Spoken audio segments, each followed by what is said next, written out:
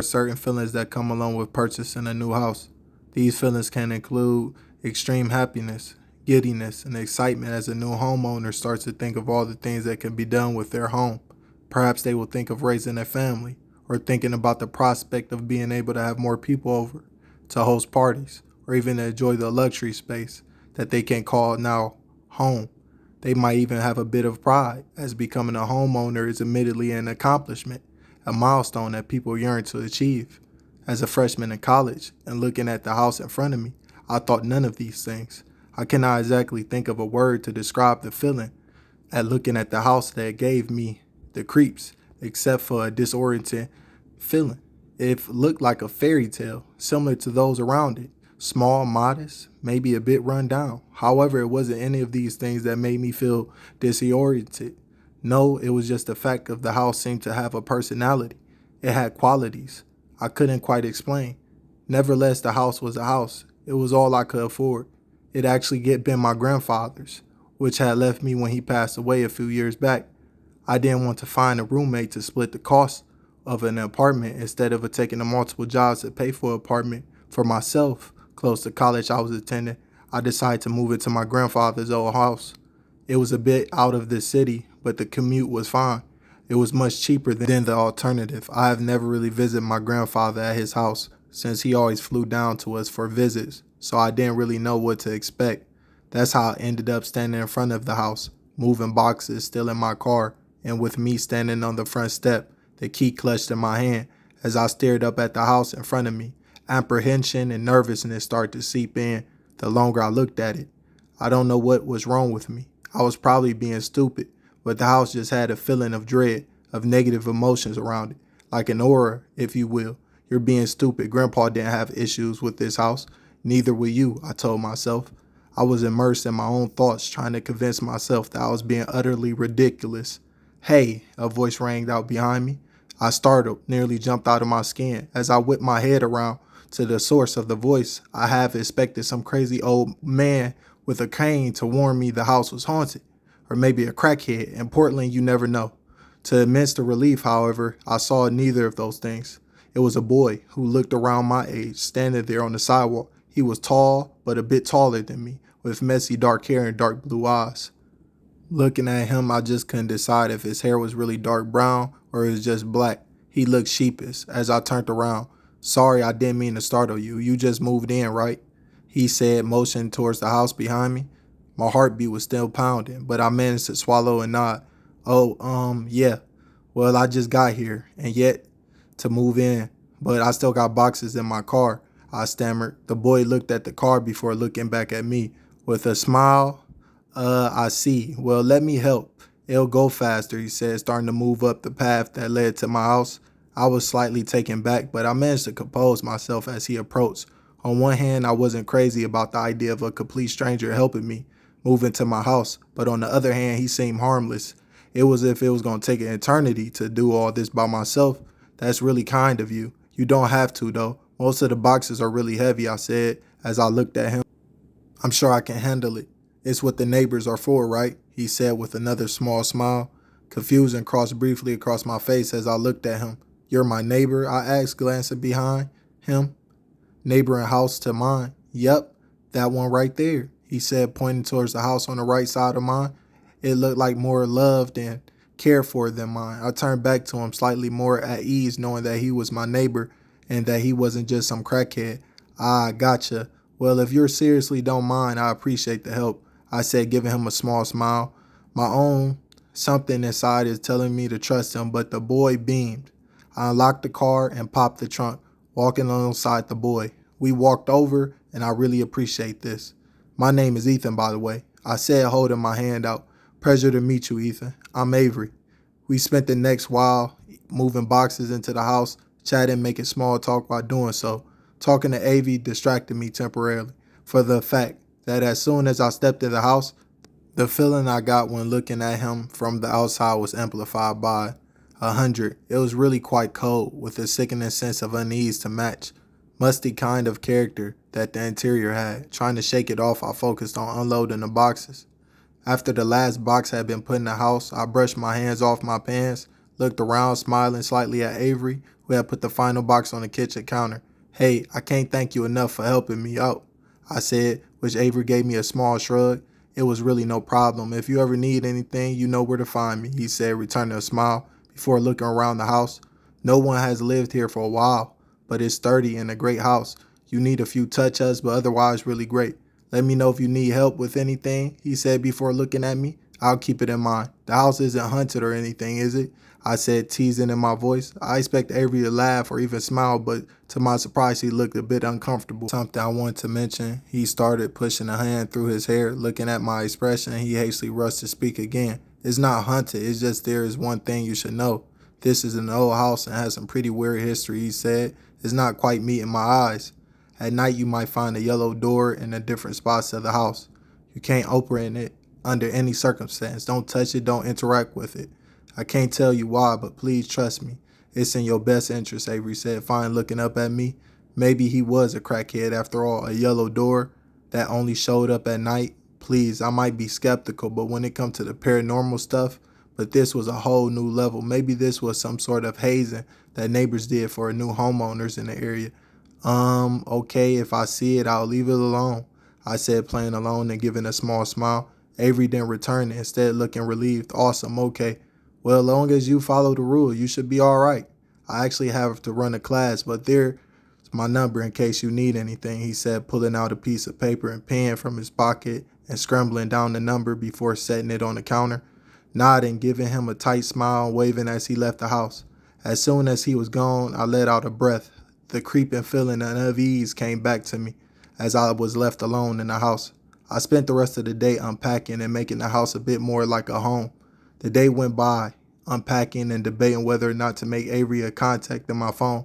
Part of me wanted to be grateful that he helped me move the boxes, but on the other hand, I was a bit annoyed that he'd take hazing on me, talking nonsense about a yellow door. I tried to not think about it. Instead, I called my parents to let them know I was getting settled, and I started to get myself ready for bed. I made a mental note to replace some of the furniture to make the house look a little more up to date. As I settled into bed, checking to see what classes I had next week, before putting my phone down and dozing off, as much as I hated to admit it, the last thing I thought about before drifting off to sleep was Avery had said about the yellow door. The next few weeks went by without anything exciting happening. Although college is a lot harder than people make it out to be, my classes were changing every day, my schedule was hectic, I was stressed, and since order to maintain my scholarship, I had to have a perfect grades in all my classes. I tried not to show it still, being socially active and going out, but I was constantly exhausted, and the goddamn house wasn't helping. The house was old, I would give it that, but it was difficult to fall asleep in, since every time I tried to, the house decided it was the perfect time to start creaking and making general odd old house sounds. I didn't think about the yellow door anymore, chalking it up to nonsense, especially since Avery had never mentioned it again. Avery, as it turned out, was actually in a few of my classes, and I saw him regularly. He was actually really fun to be around, and I made quick friends with him, often getting coffee such together before our morning classes. Far away from my parents, I let myself notice the little things about him, like how his mouth twisted to the side when he was deciding to laugh about something, or how he tapped his fingers against the surface when he was thinking. Sometimes he would be waiting on the sidewalk in the mornings, coffee already in hand for me.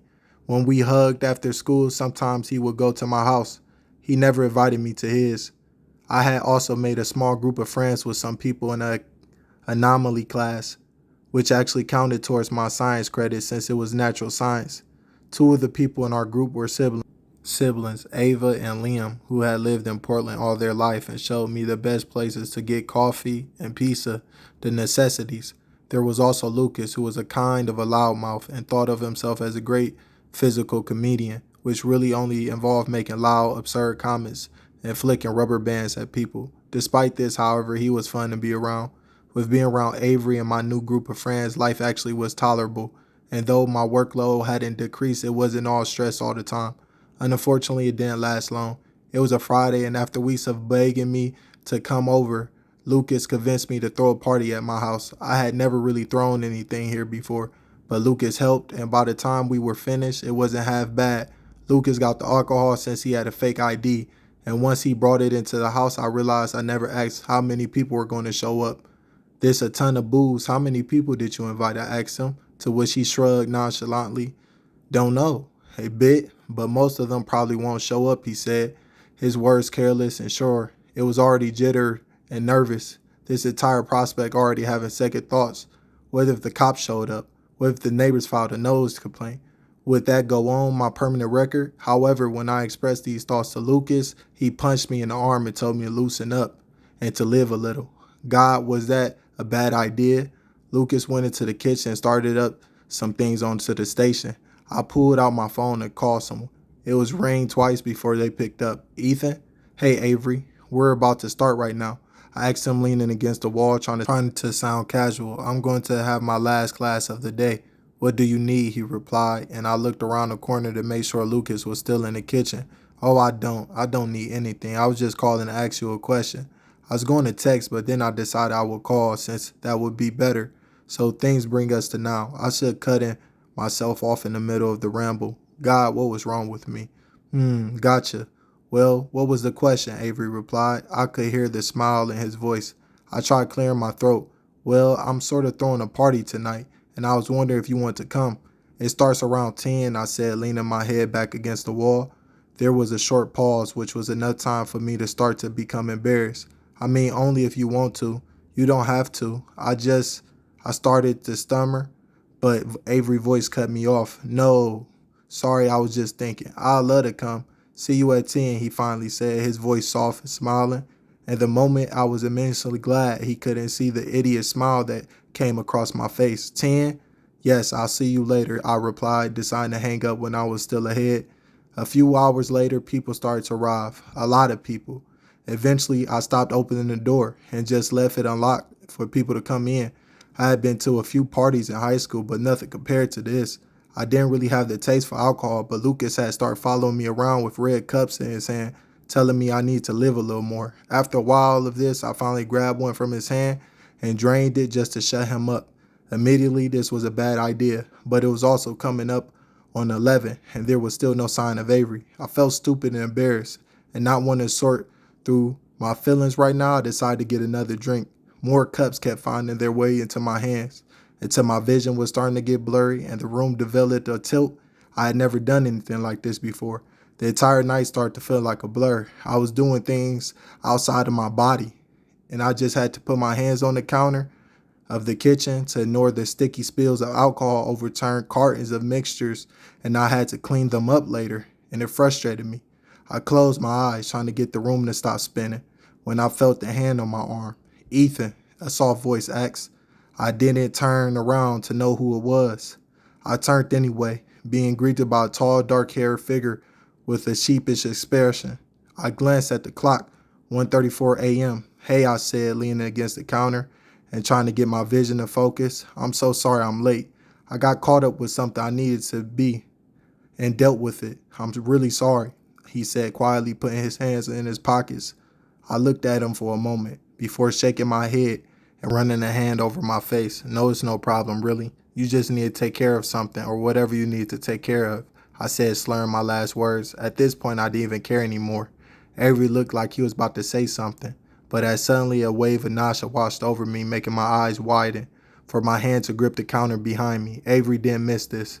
He took my arm, quickly leading me to the bathroom, looking relieved to find it was empty. He got me in front of the wide-span sink just in time, and he stayed with me for a while, pushing the long strands of hair away from my face with the back of his hand. Finally, when there was nothing left in me to throw up, I sat on the floor, leaning my head back against the tile wall next to Avery. I couldn't remember a time where I had felt worse. You don't have to stay, I mumbled, pushing a shaking hand through my hair.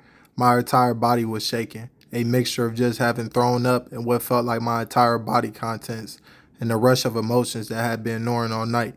I know, Avery said softly without another word. He moved closer, putting an arm around me, pulling me against his chest.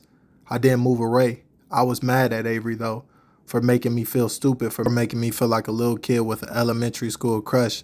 I wanted to be mad and let myself stay mad, but the longer we sat there together, the longer I knew I couldn't. I wanted him close. I wanted to keep feeling his comfort and protection that being around him made me feel.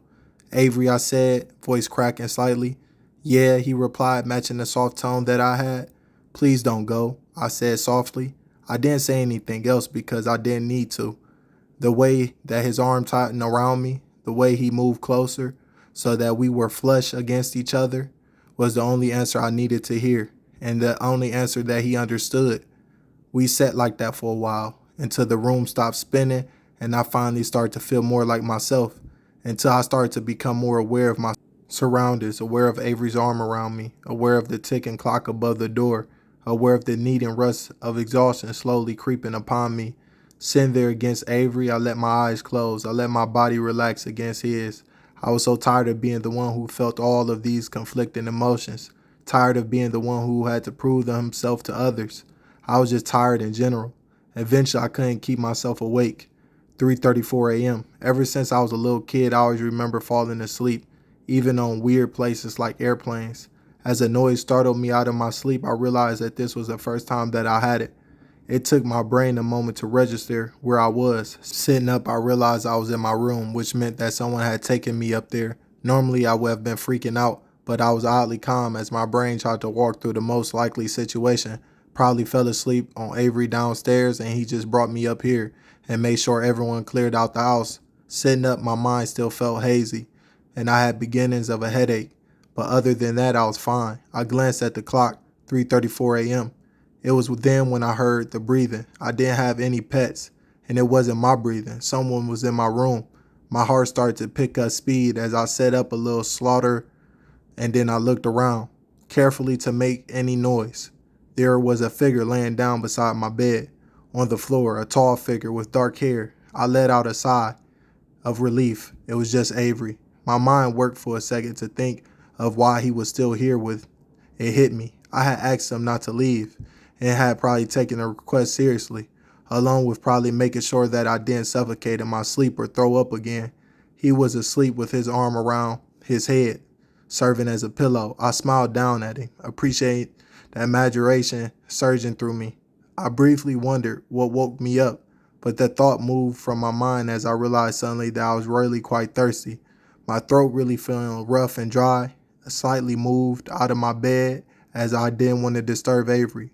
Still feeling slightly sick as I made way down the hallway. I just turned around the corner to walk down the stairs when a violent bang came from the other end of the hallway, making me jump and turn. My breath seemed to catch in my throat when my eyes landed on the source of the noise. It was a yellow door. My heart hammered in my chest as my eyes were glued on it. Maybe I'm still drunk. Maybe it's a hallucination, I told myself. My feet started to move towards it without thinking.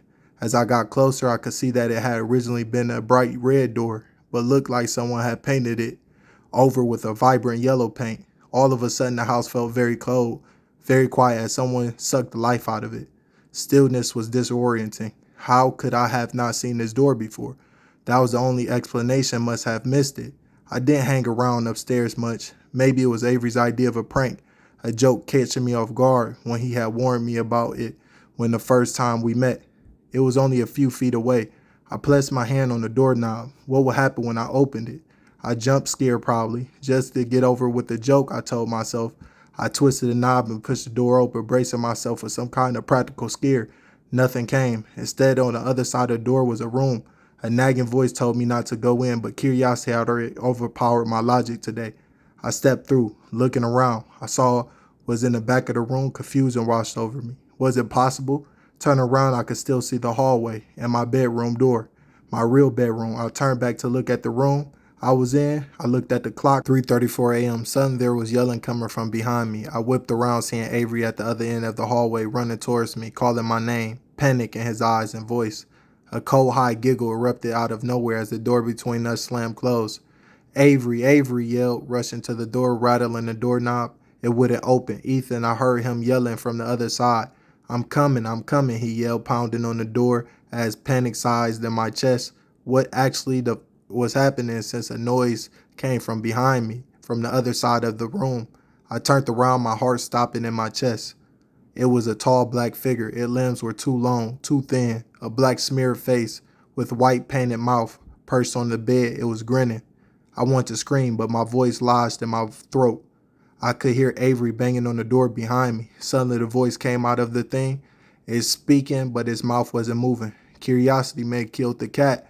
More likely, it was just unlucky, or else curious to see what death was like, having no cause to go on licking paws, or feathering litter, or litter of kittens. Predictably, the thing said, moving closer and cocked his head. Are you the cat, it asked? I didn't have a chance to answer before suddenly it came at me, its long limbs reaching for me. Its long, black hand gripped my ankle, pulling me down. As soon as it touched me, the white light blinded my vision. As I screamed, pictures of things were rapidly flicking through my mind, none of which I recognized. A baseball field, a glass window, a blonde, a brunette, a river, a store.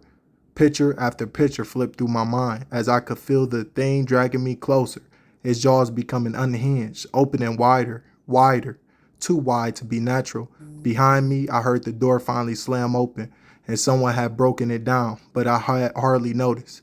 Yells followed by horrible screaming noise filled the room as I felt my hands on me getting dragged away. Gently hands, human hands. The picture finally stopped as the black started to fill my vision, and for the second time that night, I let myself fade out of consciousness. Avery, I don't talk much about what happened 5 years ago. We live in an apartment together downtown, far away from my grandfather's house, although the house was only half of the problem. I asked Avery many questions, most of which he tried to answer, but many others were left to my imagination. Sometimes I have nightmares about Friday night, but Avery always there to wake me up and remind me that I'm safe, that I'm okay. Sometimes late at night when I get some water or go to the bathroom, I see a yellow door. I never go near it. Instead of retreating back into my room where I could be next to Avery, where I could wait till the morning with him. After all, I didn't want to be the cat. Ethan, Theodore, Aiden. Subscribe and please like. Thanks for tuning in and listening.